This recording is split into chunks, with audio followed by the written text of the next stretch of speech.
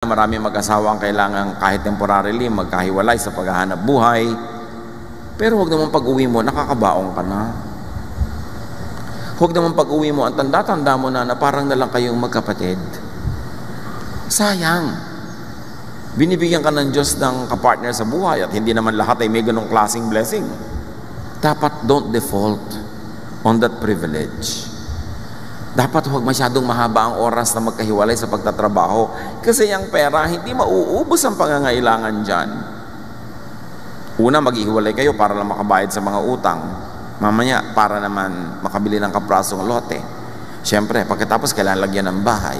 At siyempre, liba na lang napakarami mong pera, doon ka na makakabili sa mga angono, pililya, sa mga maragundon. Kasi medyo malayo-layo na yun. Doon mura-mura. Bakit nga mahal na rin doon. So ngayon, ano mangyayari? Kailangan mo ng kotse. So pagkatapos, by then, mag-aaral ang mga anak hanggang mag-college. Pag uwi mo, hukluban ka na. Mabuti kung magkasama kayo. Eh kung hindi, sayang. Sabi ng Bible, enjoy life with your partner. Ipaglaban yun. Huwag laging puro pera lang. Dapat alam natin kung hanggang saan ang pwedeng ipaghiwalay natin dahil sa pera at hanggang saan ang tama na yan dahil dapat magkasama naman.